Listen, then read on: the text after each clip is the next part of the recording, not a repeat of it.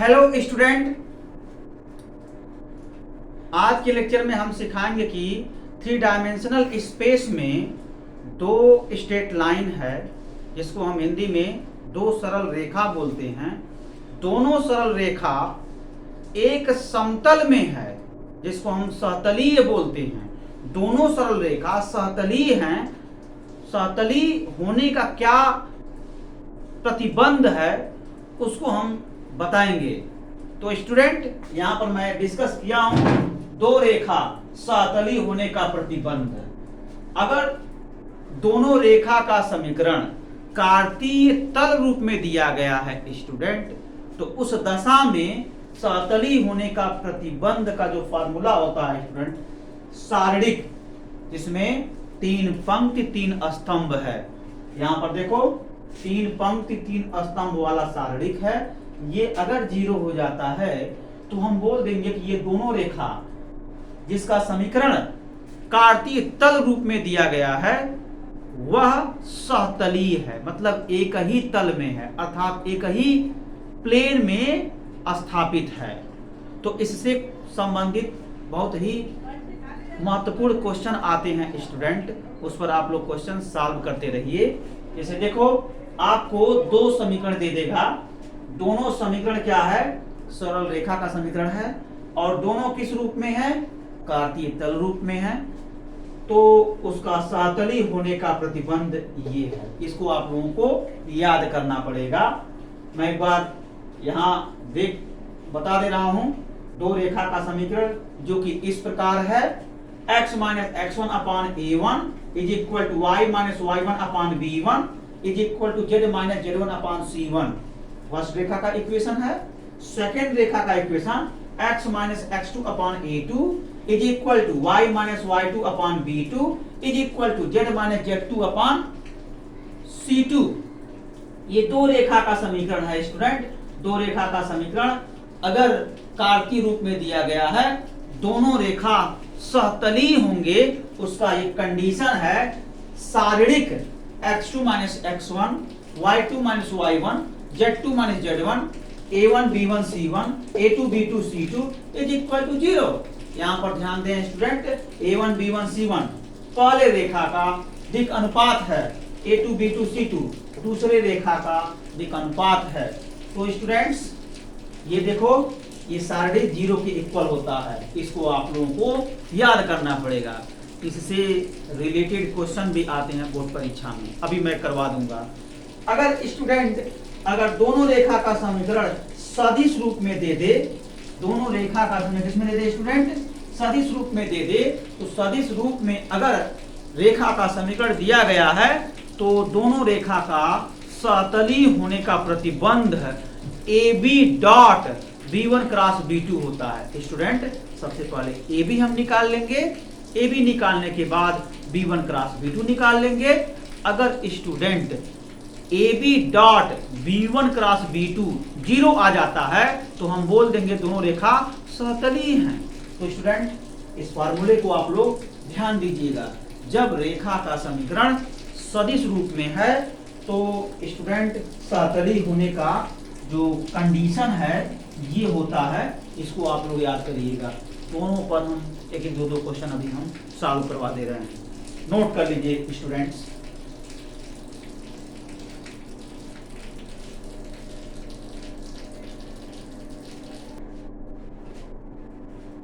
तो स्टूडेंट्स, यहां पर देखो, दो सरल रेखा दिया गया है। ऐसे एग्जाम में आता है स्टूडेंट, दर्शाइए कि रेखाएं, पहला रेखा का समीकरण दे दिया है और दूसरे रेखा का समीकरण दे दिया है, और आपसे पूछ रहा है कि दोनों रेखा सहतलीय है। तो स्टूडेंट, मैं जो कंडीशन लिखवाया था उस कंडीशन को आप लोगों को याद करना पड़ेगा।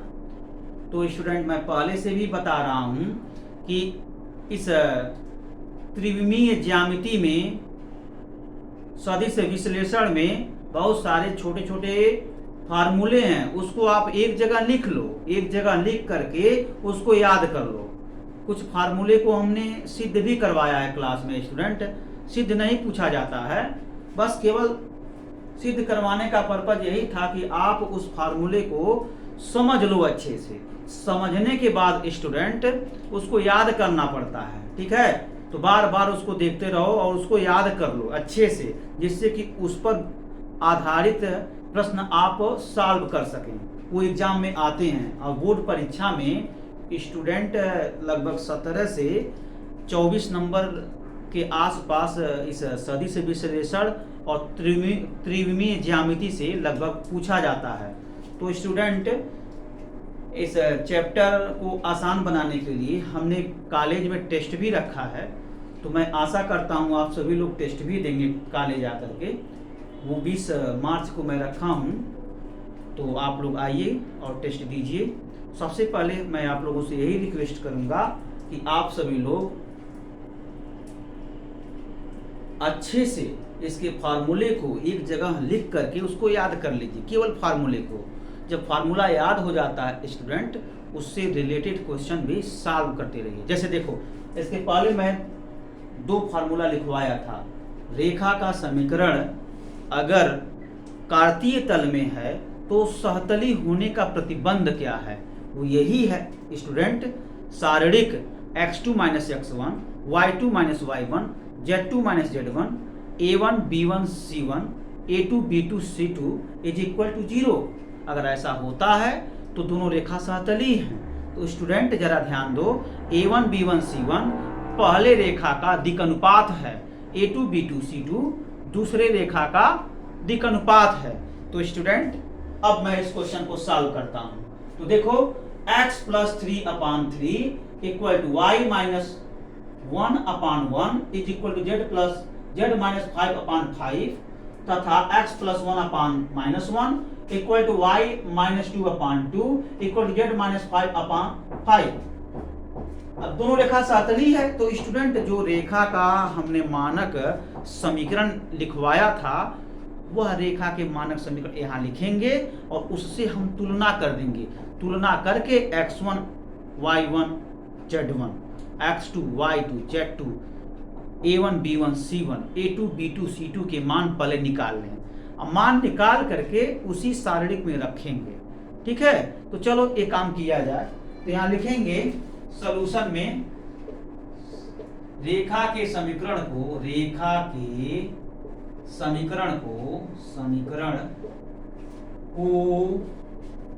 x - x1 upon a1 equal to y - y1 upon b1 is equal to z - z1 upon c1 तथा x - x2 upon a2 is equal to y - y2 upon b2 is equal to z - z2 upon c2।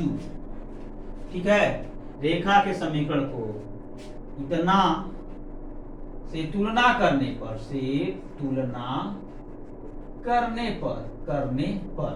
तुलना कर दीजिए student, ठीक है। रेखा के समीकरण इतना तथा इतना से तुलना कर दो। तो यहाँ स्टूडेंट ध्यान दो, यहाँ पर देखो x - x1 है, तो x1 इक्वल टू, अब यहाँ देखो यहाँ पर x + 3 है ना स्टूडेंट, x + 3, तो यहाँ पर x - -3 लिख सकते हैं। तो देखो जो क्वांटिटी x में से सब्ट्रैक्ट हुआ है ना स्टूडेंट, जो क्वांटिटी x में से घटा है वो x1 है। यहाँ पर देखो x में से क्या घटा है, जरा इस फैक्टर को ध्यान दो, x + 3 अपान -3, इसको हम क्या इस तरीके से नहीं लिख सकते हैं स्टूडेंट, x - -3 अपान -3। तो यहाँ पर देखो x में से क्या घटा है, x में से -3 घटा है ना, और यहाँ देखो x में से क्या घटा है, x1 घटा है, और x में से -3 घटा है ना। तो इस तरीके से स्टूडेंट x1 का जो वैल्यू है -3 हो जाएगा। ऐसे ही स्टूडेंट y1 का वैल्यू 1 हो जाएगा और स्टूडेंट z1 का वैल्यू 5 हो जाएगा। सिमिलरली स्टूडेंट यहां से कंपेयर करो तो x2 का वैल्यू निकल करके आया -1, y2 का वैल्यू 2 और z2 का वैल्यू 5 हो गया, z2 का वैल्यू 5 हो गया। ओके स्टूडेंट, z2 का वैल्यू 5 हो गया। तो इस तरीके से काम करेंगे।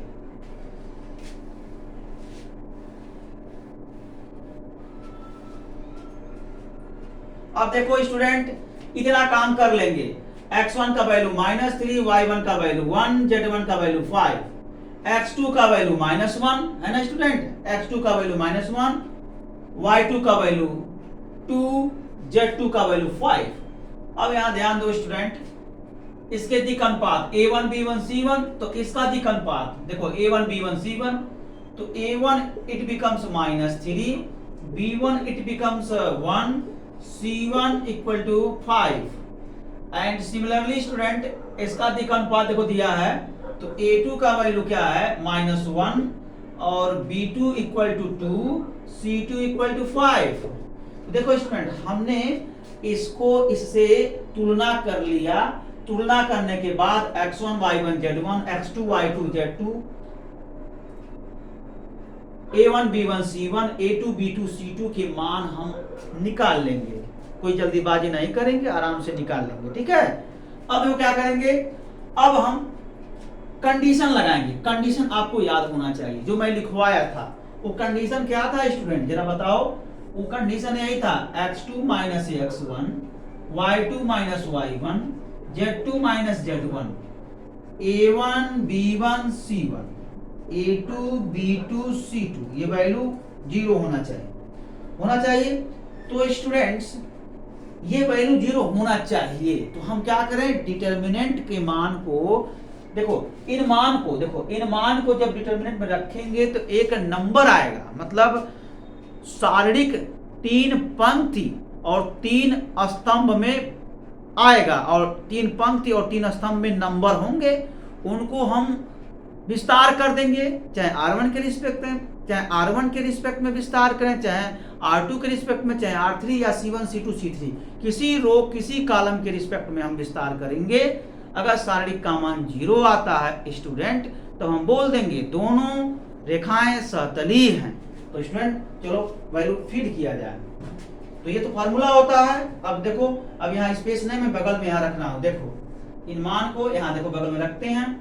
देखो x2 माइनस x1, फार्मूला देखो x2 माइनस x1, ये हो गया आपका।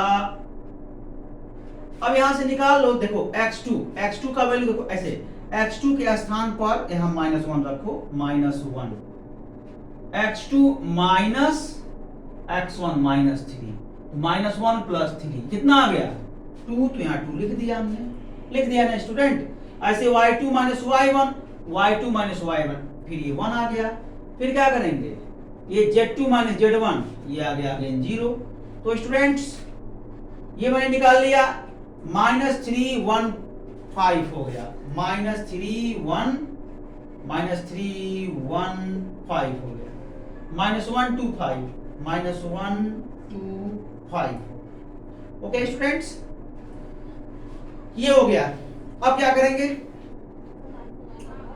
अब एक काम करो, इसमें से अगर ये मैं सब्ट्रैक्ट कर, देखो सॉल्व करने का तरीका, मैं यहाँ 0 बनाना चाहूंगा। जब इसको मैं 0 बना लूंगा ना, तो हम C3 के सापेक्ष विस्तार कर लेंगे। अगर आपको स्टूडेंट थोड़ा प्रॉब्लम हो रहा है, तो आप किसी भी रो किसी भी कॉलम के रिस्पेक्ट में जब इसको एक्सपेंड करेंगे तो 0 आना ही आना है, 0 आ जाएगा। लेकिन थोड़ा कैलकुलेशन कॉम्प्लिकेटेड हो जाएगा। तो आप किसी भी रो किसी भी कॉलम के रिस्पेक्ट में आप इसको विस्तार कर दीजिए, 0 आ जाएगा। कैलकुलेशन करना पड़ेगा स्टूडेंट। तो मैं ये कह रहा हूं, इसको मैं 0 बना लूं तो प्रॉपर्टी या डिटरमिनेंट लगा देंगे, 0 हो जाएगा ऑटोमेटिक। तो चलो इसको मैं 0 बना लो। तो मैं ये कह रहा हूं कि R2 को स्टूडेंट्स चेंज कर दो, R2 माइनस R3, ठीक है। तो ये हो जाएगा, जब चेंज करेंगे तो देखो 2 1 0 हो गया, 2 1 0। अब यहाँ हो जाएगा कितना, 2 1 0 हो गया। अब ये कितना हो जाएगा, इस सब्ट्रैक्ट कर दो तो हो जाएगा -2, ये -2, और ये हो जाएगा -1, -2 और ये -1, और ये 0 हो जाएगा, ये 0। अब ये वैल्यू -1 2, ये हो गया 5। ओके स्टूडेंट्स, ठीक है। अब देखो, अब कुछ नहीं करना है, अब इसको एक्सपेंड कर दो। तो देखो जब हम C3 के सापेक्ष इस शारीरिक का विस्तार करेंगे तो देखो ना, पहला जो एलिमेंट जीरो है ना, जीरो इंटू उसका जो है क्या निकालते हैं, उसका माइनस, ठीक है, समझ में आ रहा है ना, उसका माइनस निकालेंगे। जब माइनस निकालेंगे तो जीरो ऑटोमेटिक हो जाएगा, ठीक है। तो मेरे कहने का मतलब यह है स्टूडेंट, केवल इसके सापेक्ष हम उपसारणिक निकालेंगे। माइनस को हिंदी में उपसारणिक बोलते हैं। अगर जीरो के सापेक्ष उपसारणिक निकालेंगे वो तो जीरो हो जाएगा ऑटोमेटिक स्टूडेंट, वो जीरो हो जाएगा।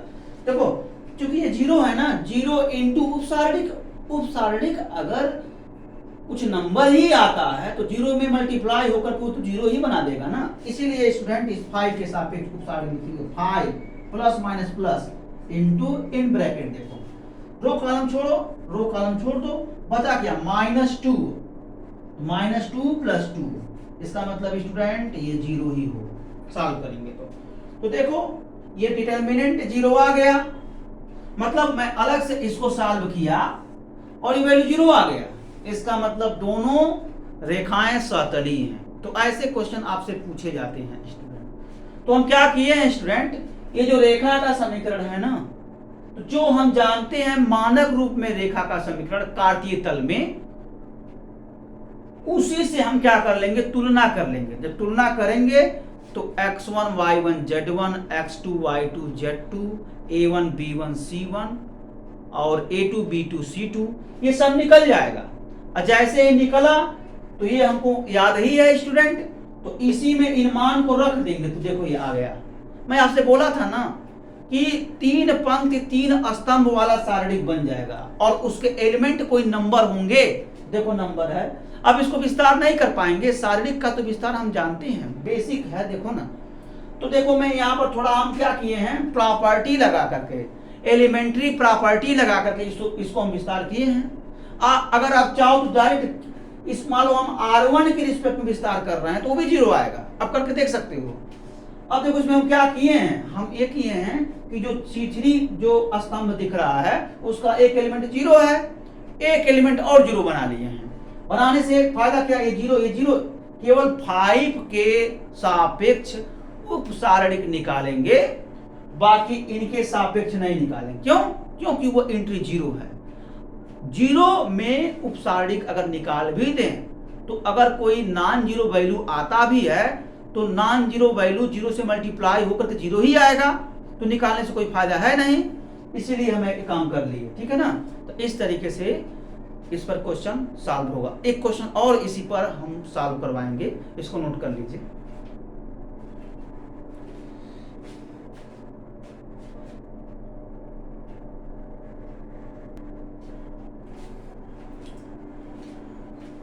तो स्टूडेंट देखो एक और क्वेश्चन है, देखो ये रेखा का समीकरण थोड़ा टिपिकल है, कुछ है नहीं, जैसे इसके पिछले वाला क्वेश्चन हम सॉल्व किए थे वैसे ये भी क्वेश्चन सॉल्व हो जाएगा।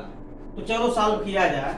सॉल्यूशन, अब रेखा के समीकरण को हम किससे क्या करेंगे, मानक समीकरण से तुलना कर लो।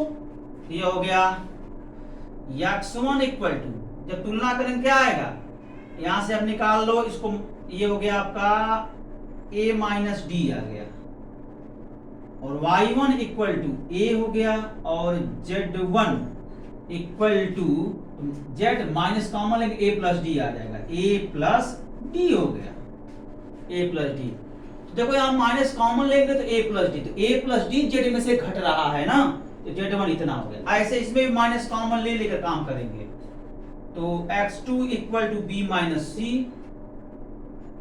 y2 equal b, z2 equal स्टूडेंट b प्लस सी। अब यहां पर देखो a1 equal to alpha minus d, और b1 equal to alpha, c1 equal to alpha plus d, और यहां से ये a2 equal to beta minus gamma, b2 equal to beta हो गया, और a2 b2 c2 equal to beta plus gamma हो गया। ओके स्टूडेंट्स, सब हमने निकाल लिया कंपेयर करके। अगर आपको प्रॉब्लम हो रहा है तो रेखा का समीकरण ऐसे लिख लेंगे एग्जाम में, x minus x1 upon a1 equal to i minus y1 upon b1 equal z minus z1 upon c1, ठीक है, x minus x2 upon e2 equal to y minus y2 upon b2 equal to z minus z2 upon c2।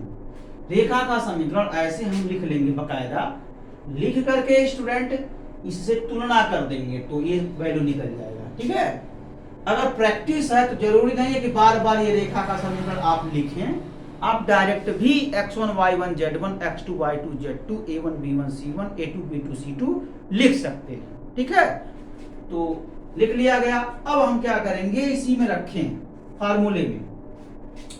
तो students formula क्या है, x2 minus x1, तो ये हो गया b minus c minus a plus d, ये b minus सी minus ए plus D, ये क्या हो गया, b माइनस ए हो गया, b माइनस ए। और स्टूडेंट देखो इसमें से फिर सब्ट्रैक्ट करो तो ये हो गया b माइनस ए प्लस सी माइनस डी। ओके स्टूडेंट्स, बाकी कुछ नहीं है, बाकी a1 b1 c1, तो alpha minus delta, alpha alpha plus delta. Students beta minus gamma, beta और बीटा प्लस गामा।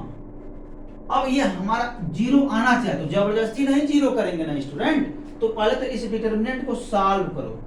जीरो आ जाएगा तभी हम बोलेंगे कि दोनों रेखाएं सहतली हैं। इन केस स्टूडेंट अगर जीरो नहीं आएगा तो सहतली तो नहीं कहेंगे। ठीक है ना स्टूडेंट, तो इस बात का ध्यान रखेंगे। अब इसी को सॉल्व करो, देखो क्या हो रहा है। तो स्टूडेंट्स क्या करें हम कि ये आ जाए, यही देखना है। तो कुछ नहीं करना है स्टूडेंट, अगर इसको ऐसे एक्सपेंड करेंगे तो कैलकुलेशन कॉम्प्लिकेटेड हो जाएगा। ऐसा नहीं कि आएगा नहीं जीरो, अगर सहतली है तो डिटरमिनेंट को जब सॉल्व करेंगे कंफर्म है जीरो आएगा ही आएगा। अब बिना प्रॉपर्टी लगाए इसको सॉल्व करेंगे, अर्थात शारीरिक के गुणधर्म से इसको हम सॉल्व करेंगे तो ये जीरो आ जाएगा और कैलकुलेशन इजी वे में इसको हम सॉल्व कर सकते हैं। अगर मान लो शारीरिक का गुणधर्म आप नहीं लगाना चाह रहे हो तो आपको किसी भी स्तंभ, किसी भी पंक्ति के सापेक्ष इस शारीरिक का विस्तार आपको कर देना है, बशर्ते प्लस माइनस का गलती नहीं होना चाहिए, उसमें थोड़ा गुणा भाग ज्यादा होगा। सतर्कता के साथ गुणा भाग करना है, आसानी से ये जीरो आ जाएगा। यहां मैं प्रॉपर्टी लगा रहा हूं स्टूडेंट मैं आपको बता दूं जो शारीरिक का गुणधर्म होता है, जब गुणधर्म से शारीरिक सॉल्व करते हैं तो आपको ये पता होना चाहिए शारीरिक के जो पंक्ति और स्तंभ होते हैं स्टूडेंट वो वास्तविक संख्याएं होंगी उसमें, और उन वास्तविक संख्याओं को जब हम विस्तार करते हैं तो गुणा भाग करके शारीरिक का मान निकालते हैं। तो जब वास्तविक संख्याएं बड़ा होता है तो प्रयास यही करते हैं स्टूडेंट, एलिमेंट्री ऑपरेशन लगा करके उन वास्तविक संख्याओं को छोटा करते हैं अथवा जीरो करते हैं। संभव हो तो इतना छोटा कर दो 1 के आसपास हो जाए, तो छोटी संख्याओं का गुणा भाग आप आसानी से कर सकते हैं। तो ये काम करते हैं स्टूडेंट। मैं यह भी बता दूं आप लोगों को कि अगर किसी शारीरिक के दो पंक्ति बराबर होते हैं तो उसका मान जीरो होता है। इसी प्रकार स्टूडेंट किसी शारीरिक के दो स्तंभ बराबर होते हैं तो उस केस में भी शारीरिक का मान जीरो होता है। तो स्टूडेंट एलिमेंट्री ऑपरेशन लगाने के बाद हम यही प्रयास करते हैं कि या तो स्तंभ और पंक्ति के जो वास्तविक संख्याएं हैं स्टूडेंट उसको छोटा कर दें या जीरो कर दें, या दो पंक्ति को बराबर कर दें या दो स्तंभ को बराबर कर दें। अगर ऐसा नहीं कर पा रहे हैं तो एक पंक्ति के प्रत्येक अवयव को जीरो कर दें या एक स्तंभ के प्रत्येक अवयव को जीरो कर दें। ऐसा अगर करने में सफल होते हैं तो कन्फर्म है स्टूडेंट शारीरिक के गुणधर्म से शारीरिक का मान शून्य होता है। आपको बताया गया है स्टूडेंट दो पंक्ति अगर बराबर हैं तो शारीरिक का मान जीरो हो जाएगा, दो स्तंभ अगर बराबर हैं उस केस में भी शारीरिक का मान जीरो होगा।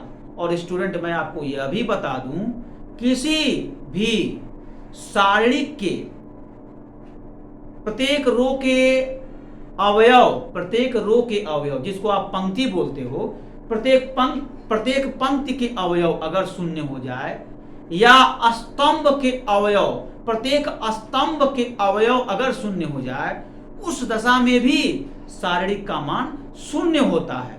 तो ये सब गुणधर्म होते हैं। तो जब हम एलिमेंट्री ऑपरेशन लगाएंगे स्टूडेंट, तो यही लाने का हम प्रयास करेंगे। तो स्टूडेंट प्रथम प्रहार इस पर करते हैं कि जो पंक्ति हैं अथवा स्तंभ हैं, तो स्तंभ को बराबर कर दो या दो पंक्ति को बराबर कर दो। तो चलो किया जाए स्टूडेंट। तो स्टूडेंट अगर हम C1 और C3 को देखो हम जोड़ दें तो क्या होने वाला है, C1 transformation C1 plus C3।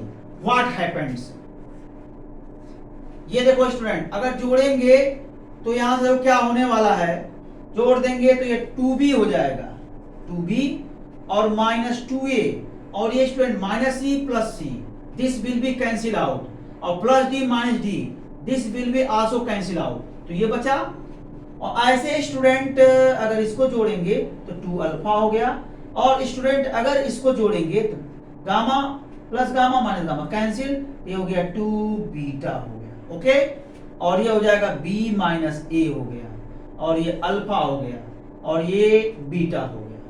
और यहां से देखो ना student, b minus a plus c minus d, तो b minus a plus c minus d, और अल्फा प्लस डेल्टा, और ये हो गया बीटा प्लस गामा। ये वैल्यू देखो इसके आ गया ना।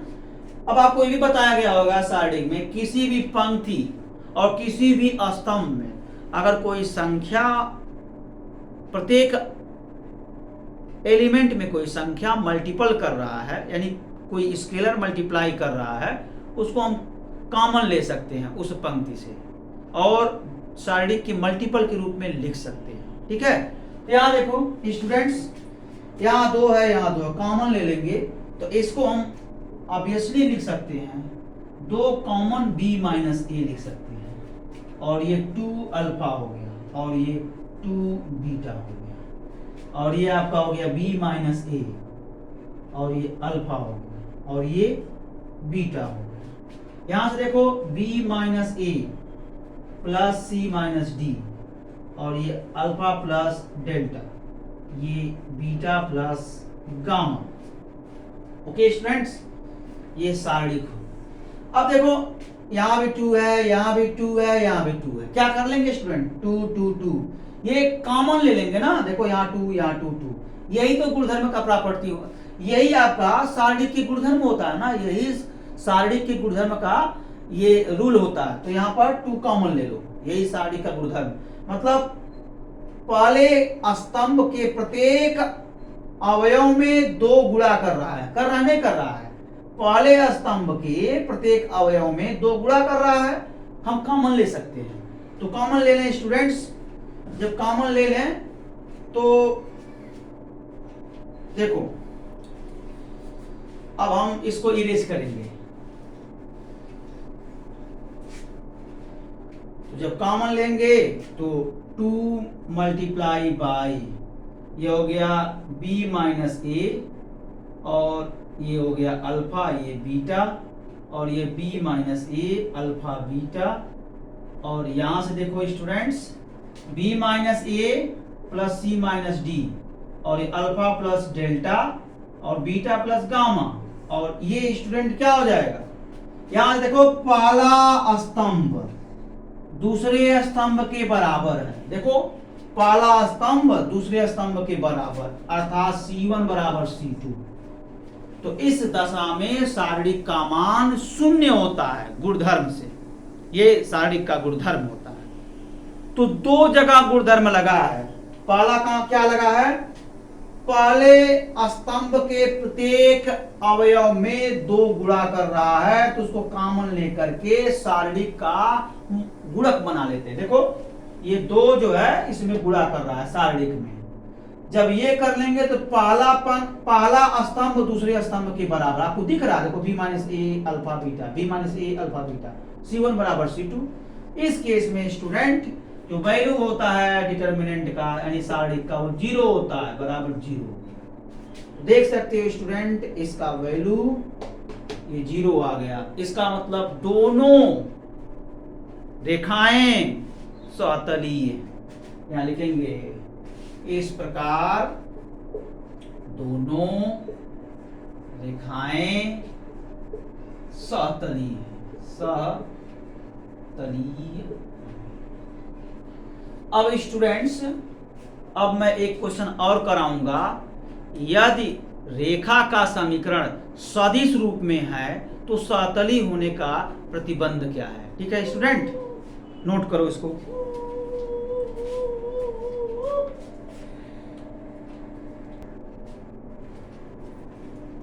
तो स्टूडेंट एक क्वेश्चन और देख लो।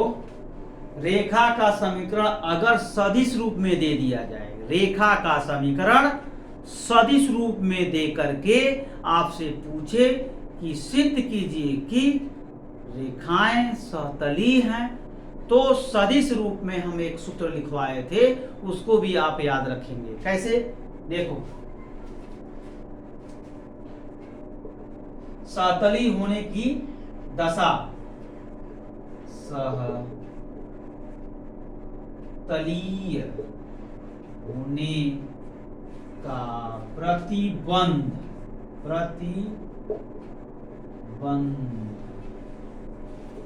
क्या? AB dot vector AB dot B1 cross B2 vectors. ये वैल्यू अगर 0 हो जाता है स्टूडेंट, तो दोनों रेखाएं समतलीय हैं।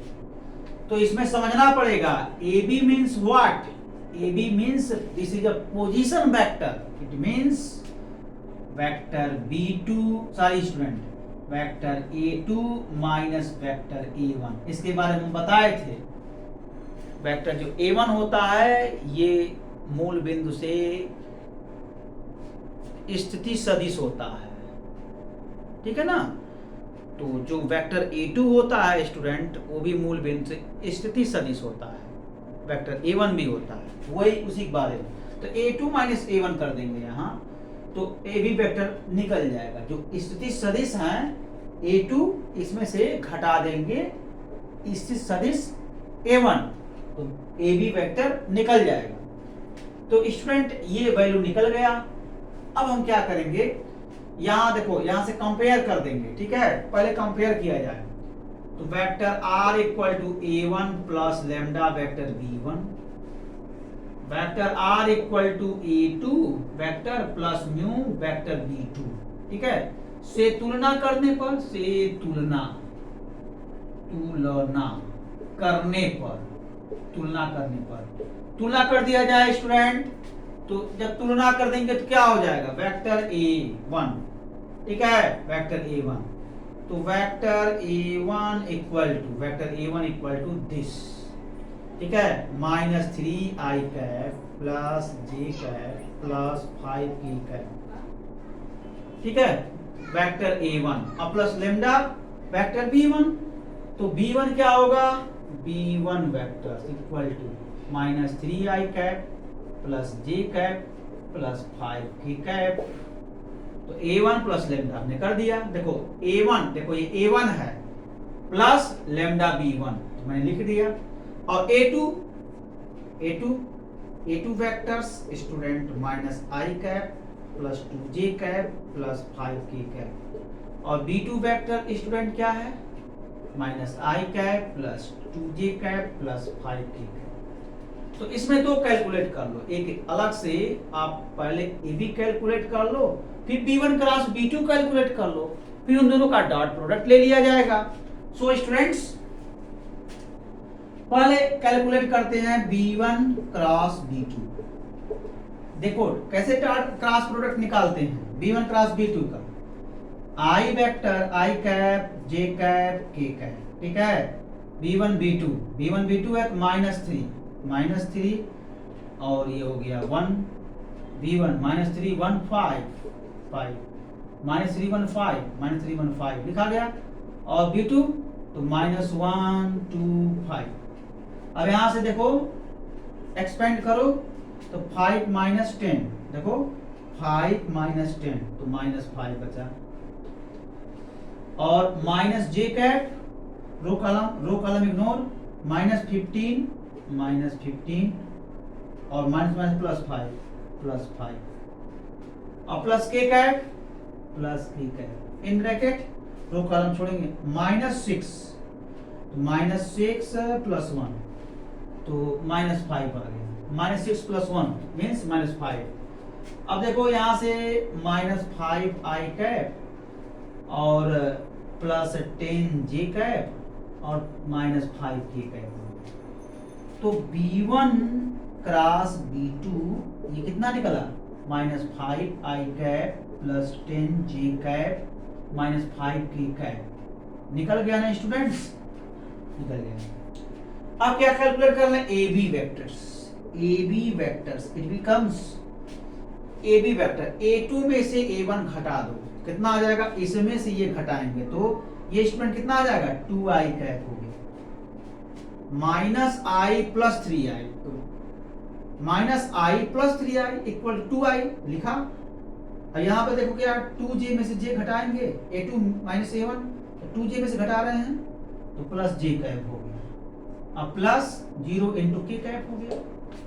ठीक है स्टूडेंट, अब देखो B1 B2 निकालिए, B1 क्रॉस B2 AB, अब इनका डॉट प्रोडक्ट ले लो, देखो क्या आता है, तो AB vectors into B1 cross B2, it means students ये आपका हो जाएगा,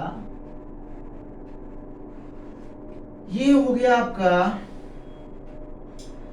2i cap + j cap +0 × k cap dot, ये आपका हो जाएगा -5i cap +10 j cap -5 k cap, और ये वैल्यू हो गया AB dot B1 cross B2।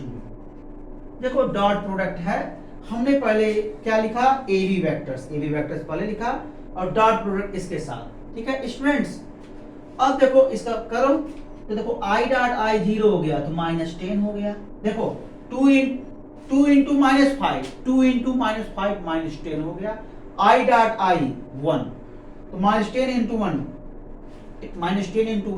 -10 लिखा गया। अब इस i का डॉट प्रोडक्ट इसके साथ लेंगे 0 होगा, i डॉट ये 0 होगा, तो इसलिए इसका एलिमेंट मैं यहां नहीं लिखूंगा।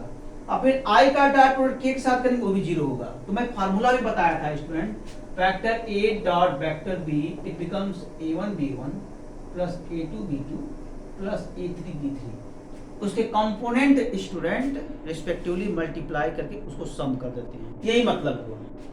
मतलब दो वेक्टर है A1 I कैप प्लस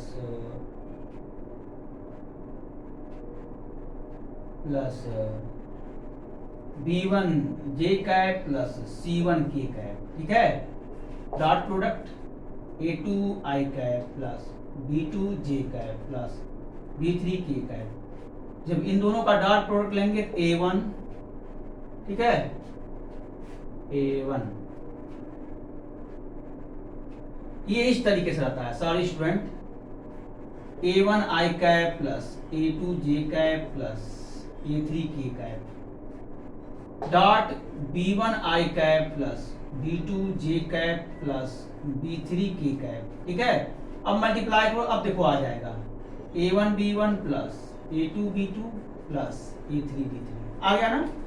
तो इसे कंपोनेंट मल्टीप्लाई करके सम कर लेते हैं, तो कर लो, क्या दिक्कत है, 2 × -5 -10 हो गया, और 1 × 10 तो +10 हो गया, और प्लस 0 × -5, और ओवरऑल मल्टीप्लाई करो AB dot B1 cross B2 equal to, देखो ना -10 +10, और ये देखो 0 × -5 0 हो गया, तो -10 +10 +0 ओवरऑल स्टूडेंट 0।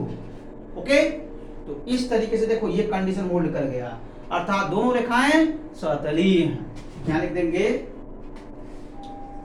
इस प्रकार दोनों रेखाएं समतलीय